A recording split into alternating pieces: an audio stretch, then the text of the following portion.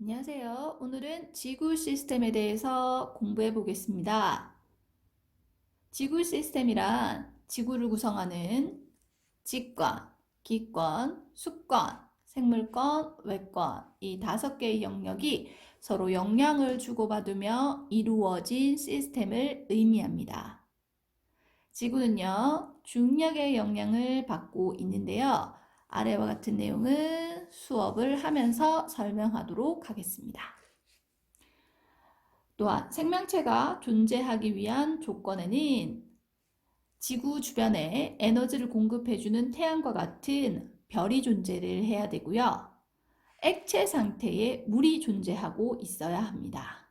또한 적절한 두께의 대기가 존재를 하여야 하며 우주 방사선과 같은 것을 막아줄 수 있는 행성의 자기장이 분포하고 있어야 합니다. 다음은 직권에 대해서 알아보겠습니다. 직권은 지구의 표면과 내부를 포함하는 깊이 약 6,400km의 영역을 의미하는데요. 안쪽부터 A, 내핵, B, 외핵, C, 멘틀, D, 지각으로 구성이 되어 있습니다. 지각은 다시 대륙 지각과 해양 지각으로 이루어져 있는데요. 대륙 지각 부분은 두께가 두껍죠. 해양 지각에 비해서. 여기가 해양 지각이거든요. 그런데 밀도는 해양 지각이 더 큽니다. 이는 구성하고 있는 암석 때문인데요. 해양 지각은 현무 암질 암석으로 구성이 되어 있고요. 대륙 지각은 화강 암질 암석으로 되어 있기 때문입니다. 이때 현무 암질의 밀도가 더 큽니다. 지각은 지구의 가장 겉부분을 의미합니다. 이때 구성하고 있는 물질은 규산염 물질인데요.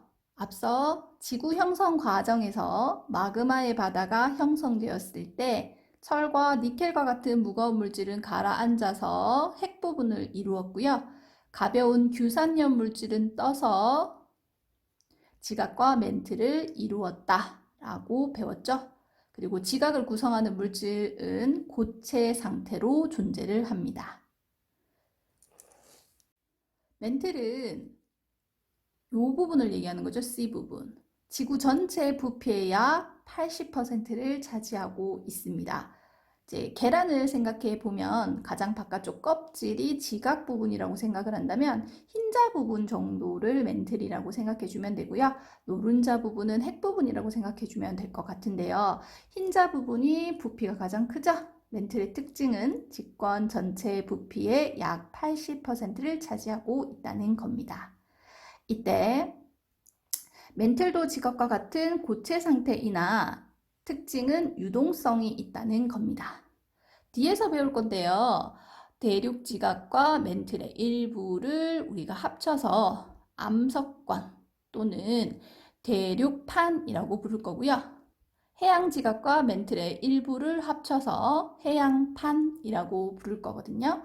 이때 이 판들은요. 멘틀의 유동성 때문에 이동할 수 있다라는 사실을 배울 겁니다. 외핵과 내핵은 철과 니켈 등 무거운 물질로 이루어져 있습니다. 마그마의 바다 형성 시 밀도가 커서 가라앉은 철과 니켈은 외핵과 내핵을 이루었는데요. 외핵은 액체 상태로 이루어져 있고 내핵은 고체 상태로 이루어져 있다는 차이점이 있습니다. 또한 액체 상태인 외핵에서는 철과 니켈이 온도차에 의해서 밀도차가 발생하게 되고 따라서 대류가 일어나게 되는데요. 이때 외핵의 운동이 지구자기장을 형성하게 됩니다. 이 지구자기장은 우주선이나 태양풍의 고에너지 입자를 차단해서 생명체를 보호하는 역할을 하게 됩니다. 자, 이제 직권, 멘틀, 내핵, 외핵에 대한 특성을 모두 알아봤고요. 자, 직권은 마지막으로 첫 번째 태양 에너지를 흡수, 방출하는 역할을 하며 지구의 평균 온도를 조절할 거고요. 두 번째, 생물체에는 서식 공간과 물질을 제공하게 됩니다.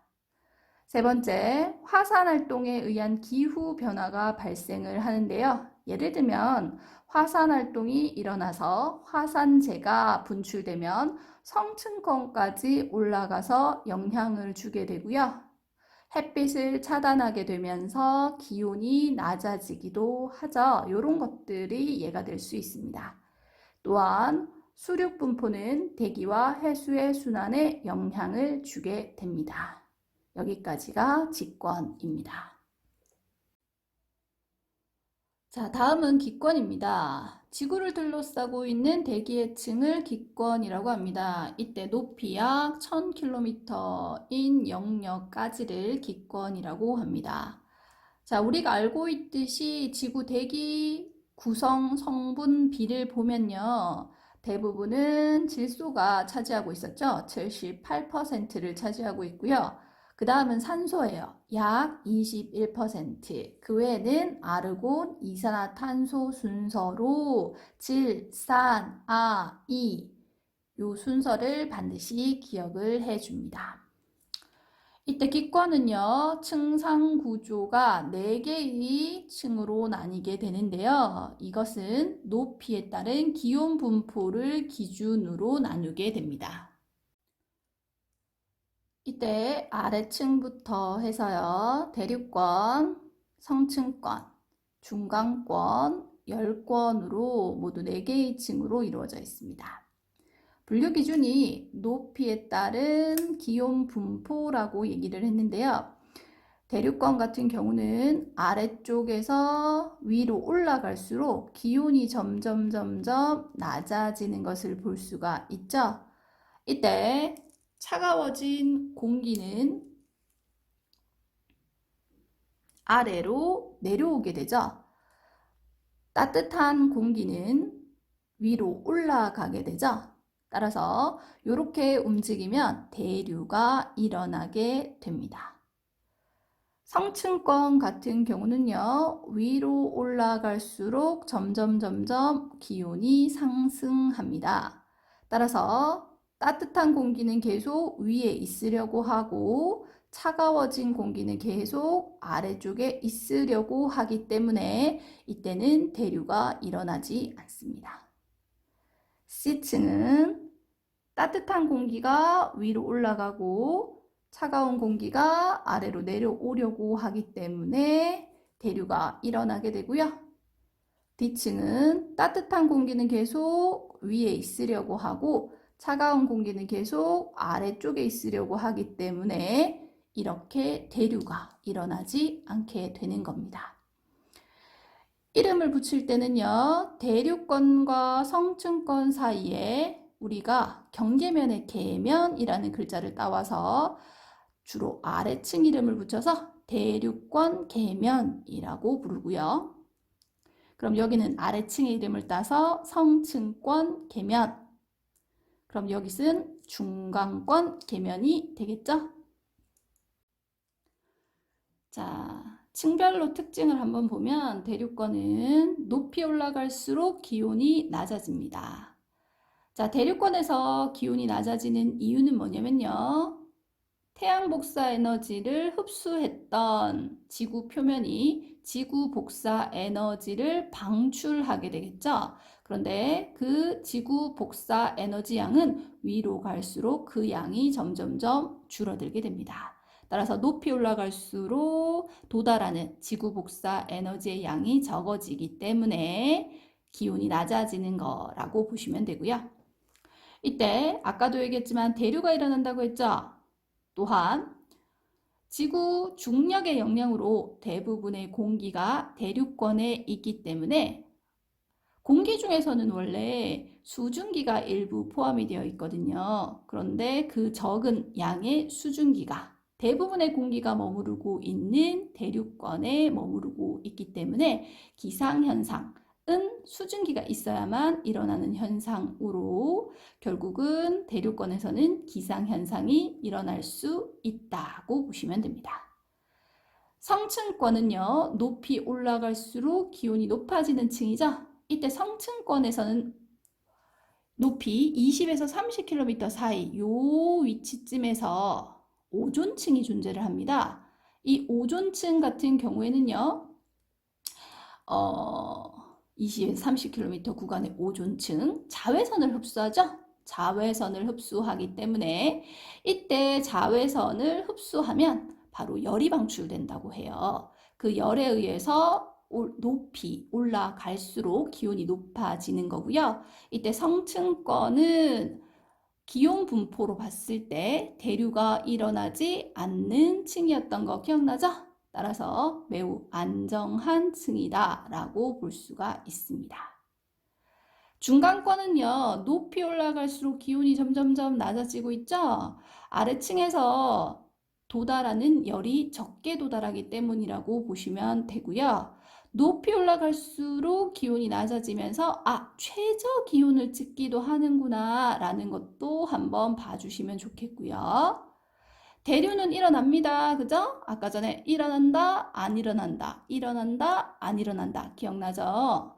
대류는 일어나지만 이때 수증기가 없기 때문에 기상현상은 일어나지 않습니다.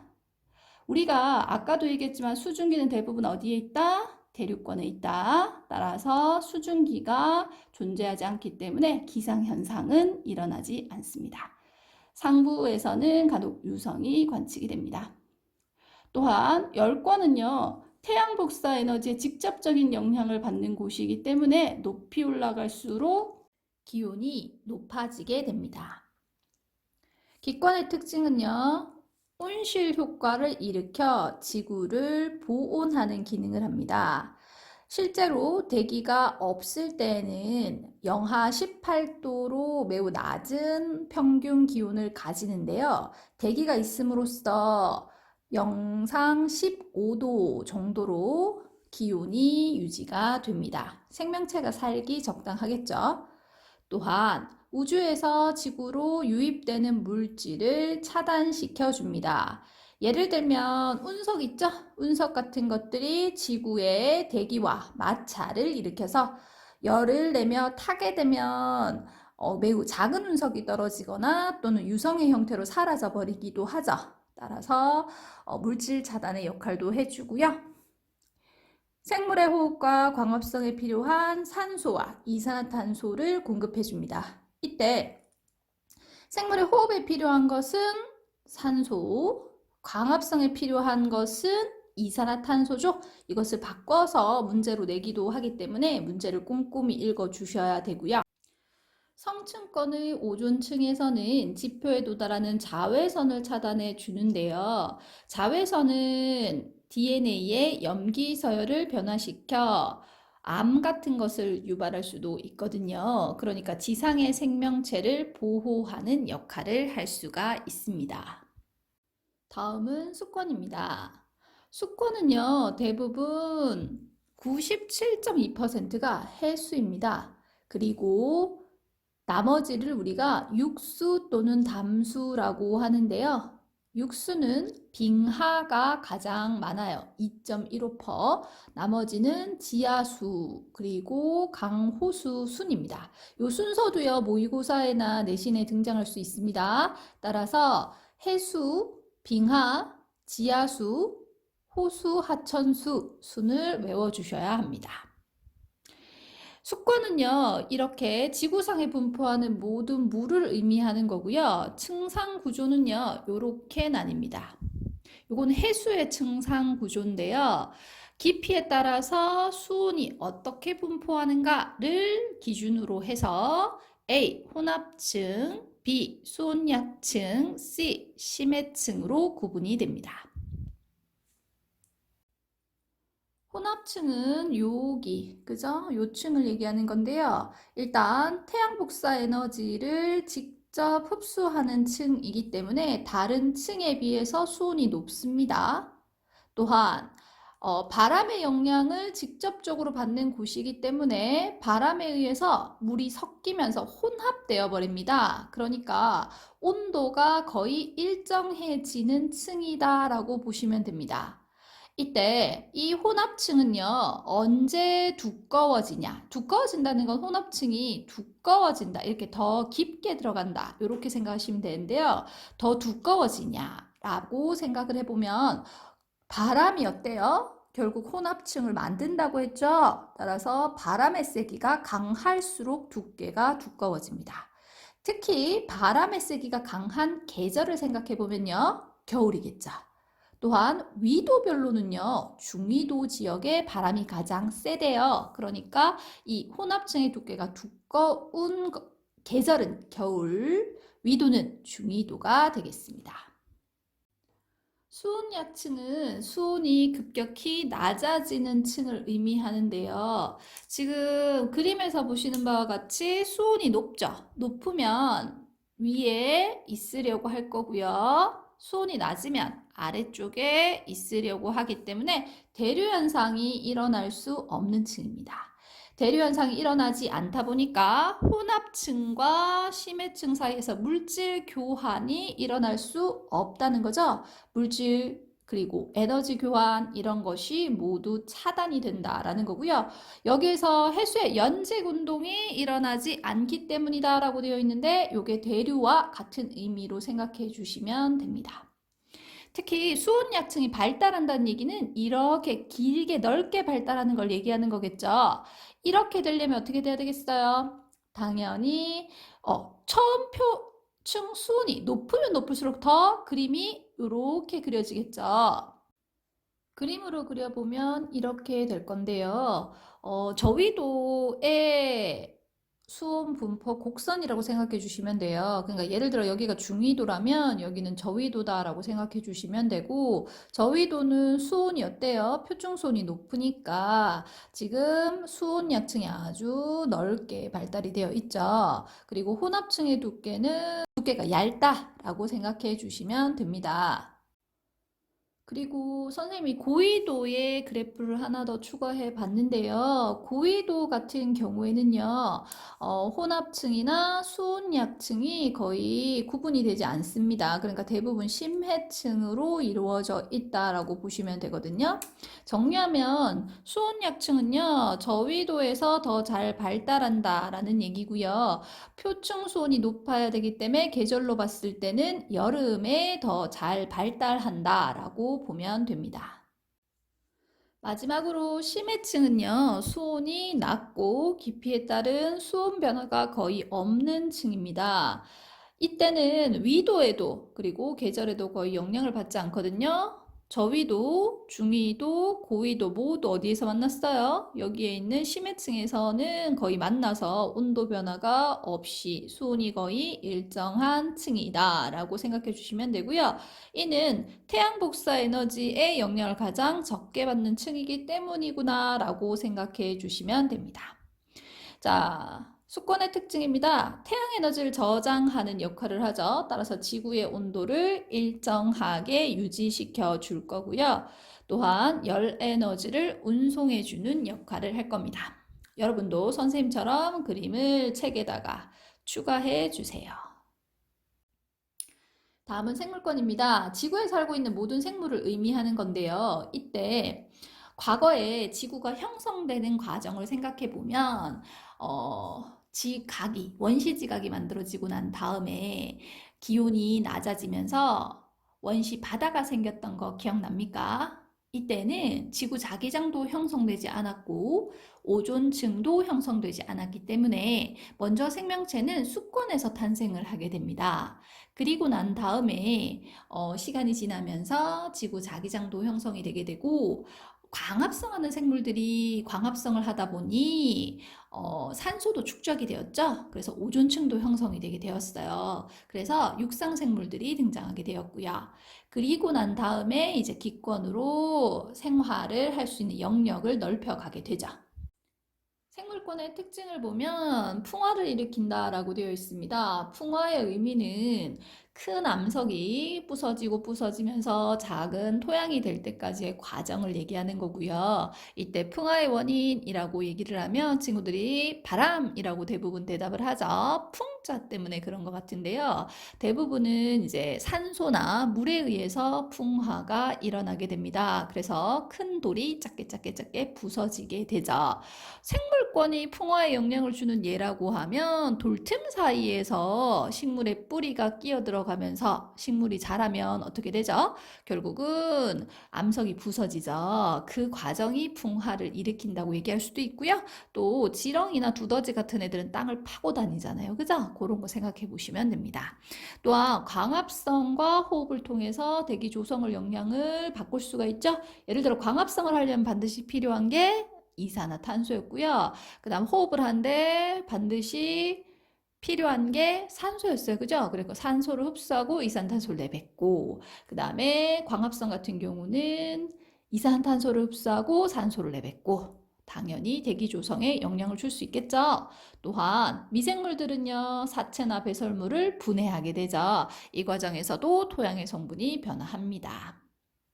마지막은 외권입니다. 기권 바깥의 우주 공간을 외권이라고 할 건데요. 외권에는 태양이나 달이나 별, 은하 이런 것들이 다 포함된다고 보시면 됩니다.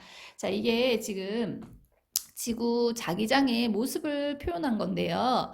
태양에서 정기적 성질띤 입자 같은 것들이 날아오는 것을 태양풍이라고 얘기를 하죠. 태양풍이 날아오면서 지구에 있는 자기장에 의해서 태양풍이 이렇게 비켜가게 되죠.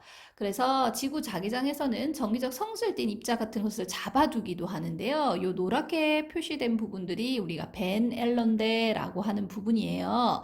여기에서 정기적 성질띤 입자들을 뭐 전자라던가 양성자라던가 이런 것들을 잡아두기도 하거든요. 외권의 특징은요, 외권과 지구의 물질 교환이 거의 없다. 운석 같은 게 들어오더라도 거의 지구의 대기와 마찰을 해서 사라져 버리죠.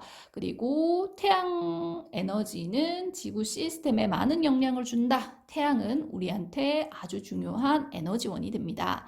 또한 지구 자기장은 유해한 우주선이나 태양풍을 차단해 준다.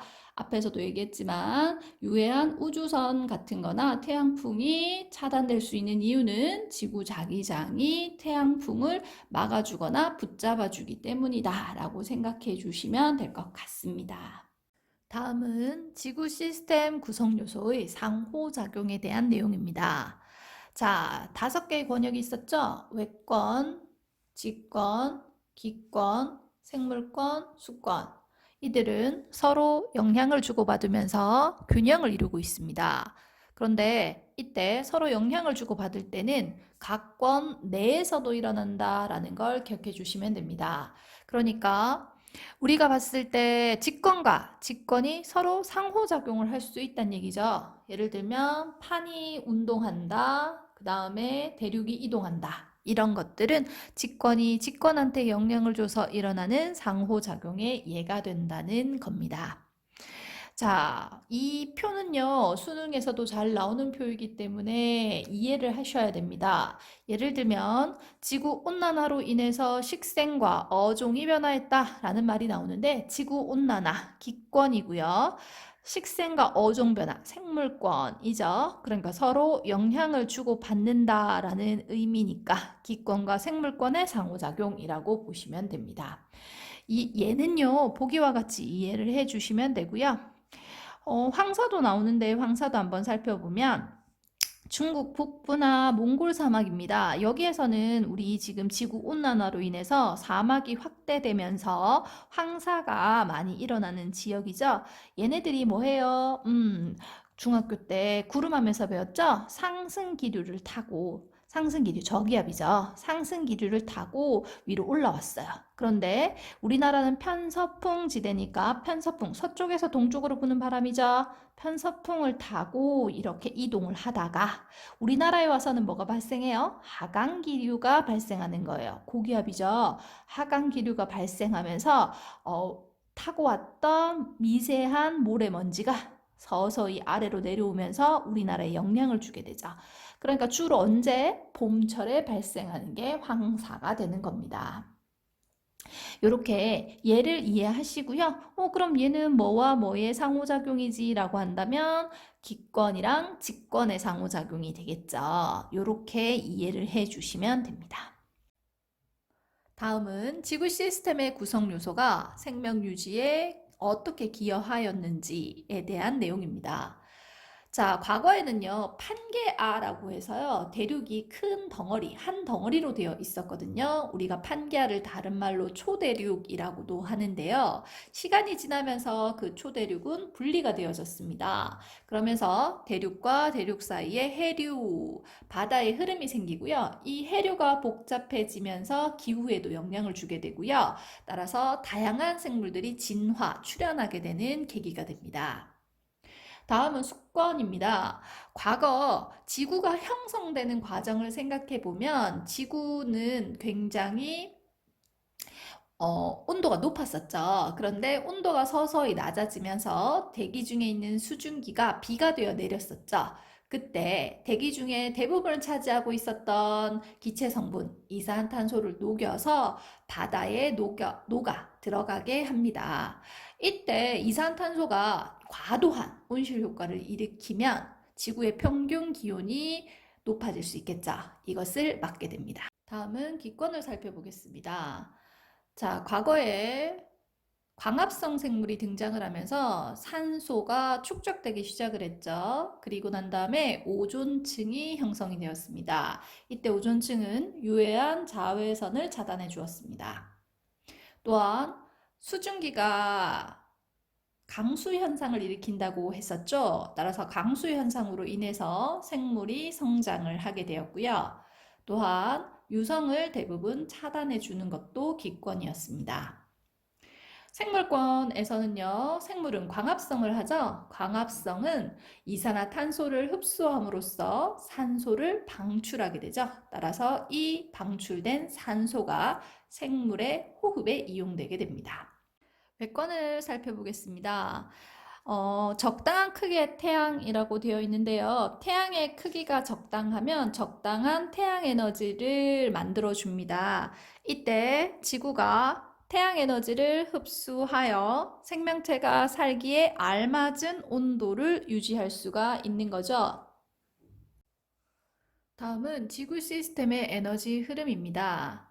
지구 시스템의 에너지원은 모두 세 가지가 있습니다. 첫 번째 태양 에너지, 두 번째 지구 내부 에너지, 세 번째 조력 에너지가 있는데요. 그림에서 보는 바와 같이 태양 에너지가 99% 이상을 차지하고 있습니다. 또 그 다음에는 지구 내부 에너지, 그 다음은 조력 에너지 순서라는 것을 볼 수가 있죠. 그래서 우리가 에너지원 중 가장 많은 양을 차지하고 있는 에너지는 바로 태양 에너지다라는 사실을 알 수가 있습니다. 태양 에너지가 발생하는 원인은 태양의 수소 핵 융합 반응입니다.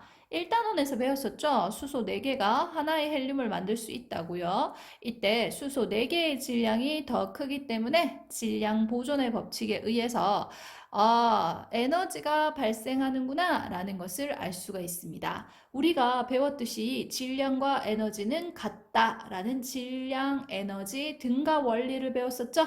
따라서 질량이 감소한 만큼 에너지가 발생한다라는 사실을 배웠죠. 이때 발생하는 이 에너지가 바로 태양 에너지가 우리 지구에 영향을 주는 에너지원이 되는 겁니다. 아까도 얘기했지만 99% 이상이 태양 에너지입니다. 따라서 지구의 자연 현상을 일으키는 근원적인 에너지원이 바로 태양 에너지가 되는 거고요. 이때 태양 에너지는요, 기상 현상을 일으킬 수 있고요.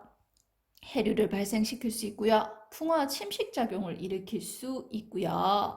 이런 것들 다 중요하게 시험에서 나올 수 있는 복입니다. 또한 생명활동에 필요한 에너지로도 사용될 수 있고요. 그리고 화석연료의 근원이 될 수도 있습니다. 화석연료라 하면요, 석유, 석탄, 천연가스를 의미하거든요.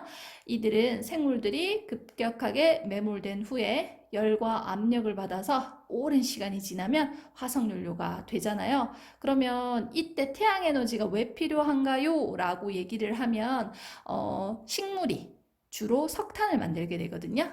그런데 식물이 뭘로 이루어져 있어요? 광합성을 해서 탄소 화합물을 기본으로 만들어져 있었죠. 그리고 동물도 역시 이 식물을 먹고 에너지원을 만들기 때문에 태양 에너지가 근원이다 라고 볼 수가 있거든요. 이 화석연료의 근원이다. 이것은 시험 문제에 굉장히 잘 나오니까 봐주시면 좋겠습니다.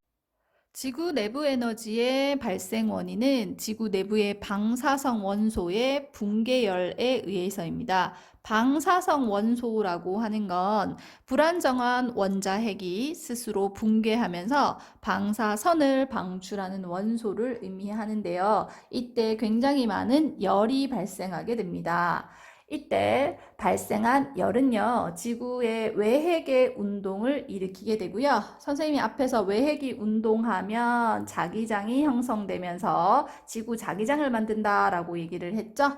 또한 온도 차이로 인해서 멘틀 대류를 일으키게 되고요. 이때 지진이나 화산활동이나 판의 운동 같은 것들이 일어날 수 있습니다.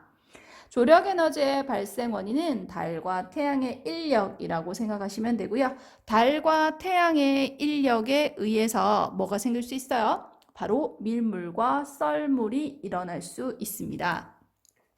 우리가 지구가 있을 때 달이 있고요. 원래는 이제 태양도 영향을 줄 수 있는데요. 달이 지구에 더 가깝기 때문에 달이 더 큰 영향을 주게 됩니다. 따라서 달이 인력으로 물을 끌어서 이렇게 변화시키게 되면 요 지역 같은 경우는 물이 어때요? 밀려 들어오게 되죠. 그래서 밀물. 그리고 요 지역 같은 경우는 어때요? 물이 쓸려 나간 거죠, 결국은. 그죠? 그러니까 썰물이 되겠죠. 또한 해안 지역의 생태계와 지형 변화에 영향을 줄 수가 있습니다. 태양 에너지, 지구 내부 에너지, 조력 에너지는 각 시스템의 각권 사이를 이동하면서 다양한 자연현상을 일으키게 됩니다. 자, 우선 지구의 모형을 보시면 지구는 구형이기 때문에 위도별로 받을 수 있는 태양 복사 에너지 양이 다릅니다.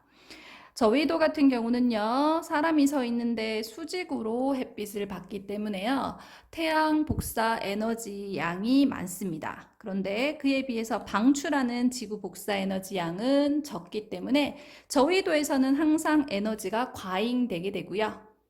고위도로 갈수록 사람이 서 있는데 햇빛을 비스듬하게 받기 때문에 받을 수 있는, 흡수할 수 있는 태양 복사 에너지 양보다 방출하는 지구 복사 에너지 양이 더 많습니다.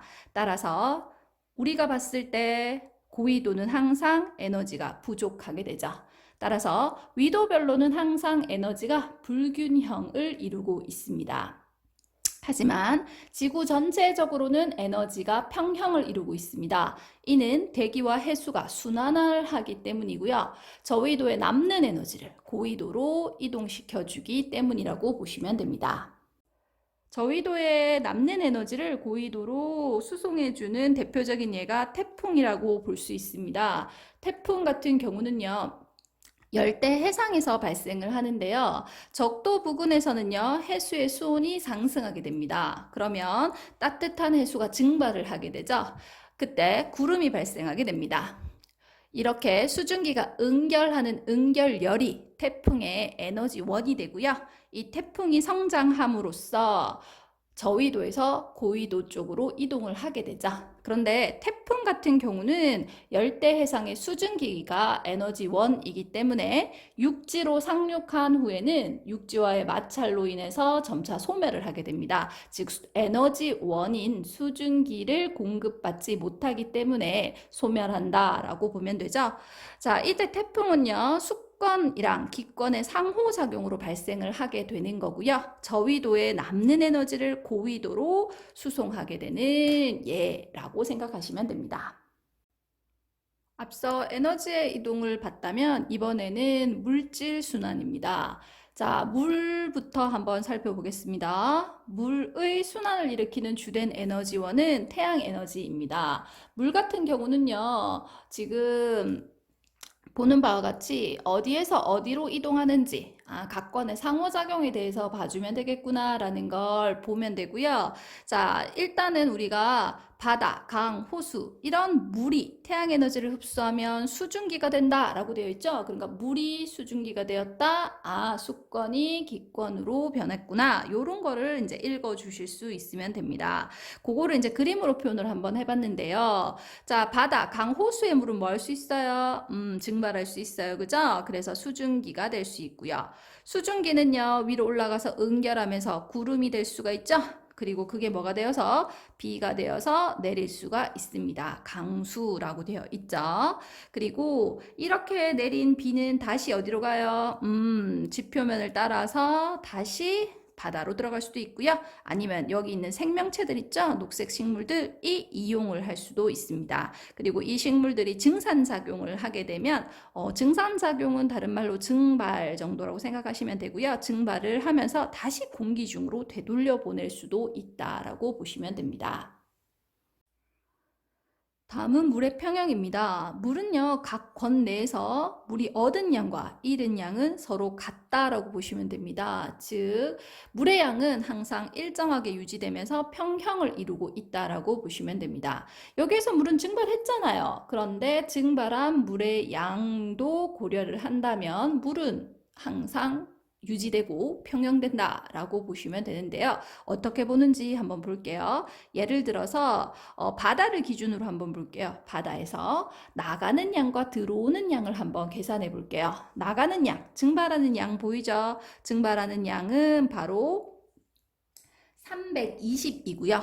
그 다음에 또 나가는 게 없죠? 들어오는 거 한번 볼까요? 들어오는 건 강수로 284. 들어오는 거 볼까요? 지표에서 유출된 36. 이렇게 바다로 들어오고 있고요. 지하로 침투되는 양도 있으나 그 양은 표시되어 있지 않기 때문에 자, 방금 얘기했던 유입되는 양은 강수 284, 육지로부터 유입되는 양은 36, 합이 얼마예요? 320이 됨을 알 수가 있고요. 방출되는 양은 증발되는 양밖에 없었죠? 320이라고 되어 있죠. 그러니까 유입되는 양과 그 다음에 방출되는 양은 같다. 물이 얻은 양과 잃은 양은 같다라고 보시면 된다는 거죠. 그러니까 물은 어떻게 된다? 평형 상태를 유지하고 있다. 따라서 지구 시스템 전체의 물의 양은 어떻다? 항상 일정하다라고 보시면 됩니다. 두 번째는 탄소의 순환입니다. 탄소 같은 경우는요, 각 권에서 다양한 형태로 존재하게 됩니다. 우선의 직권 같은 경우는 석회암의 형태로 주로 존재를 하고요. 또 화석연료의 형태로 존재할 수가 있습니다.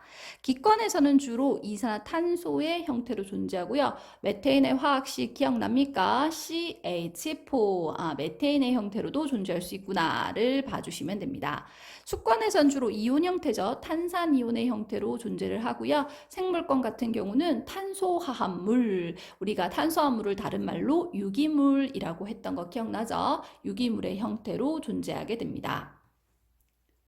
이때 탄소가 순환하게 되는데요. 탄소의 순환은 에너지의 흐름이 함께 일어난다고 보시면 되고요. 중요한 것은 지구 전체의 탄소의 양은 일정하다라는 겁니다. 여기서 지금 생각해 보면 선생님 화석연료가 연소되면 탄소가 없어지는 거 아닙니까? 라고 생각할 수 있는데요. 그렇게 연소된 탄소는 이산화탄소의 형태가 되어서 기권으로 이동하게 됩니다. 그러니까 만약에 어느 한 영역에서 그 양이 줄어들었다면 반드시 늘어나는 영역이 있다고 보시면 되고요. 화석연료의 즉 직권에서 사라진 탄소는 기권으로 이동해 갔기 때문에 지구 시스템 전체로 봤을 때 탄소의 양은 일정하다라고 보시면 됩니다. 역시 밑에 있는 것처럼 예를 보시면 되죠. 예를 들어서 화석연료가 연소되었대요. 화석연료는 선생님이 직권이라고 얘기를 했죠. 이것이 이산탄소로 배출되었대요. 이산탄소는 기권이라고 생각하시면 되겠죠. 이렇게 예를 들어서 설명할 수 있으면 되고요. 주로 화석연료 같은 경우는요, 화학 에너지의 형태거든요. 그리고 광합성, 식물이 광합성한다라고 되어 있는데 이 식물이 광합성을 하는 과정도 역시 포도당을 형성하게 되고 포도당은 탄수화물이자 화학에너지 형태로 저장이 되는 거구나. 이런 설명은 한번 읽어보시면 될 것 같습니다. 나머지는 모두 읽어보시고요. 이해하시고요. 여기 있는 내용 있죠? 요거를 맞출 수 있는지를 확인해 보시면 문제가 술술 풀릴 겁니다. 공기 중에 있는 질소는 N2죠? 자, 우리가 질소가 몇 번이었죠?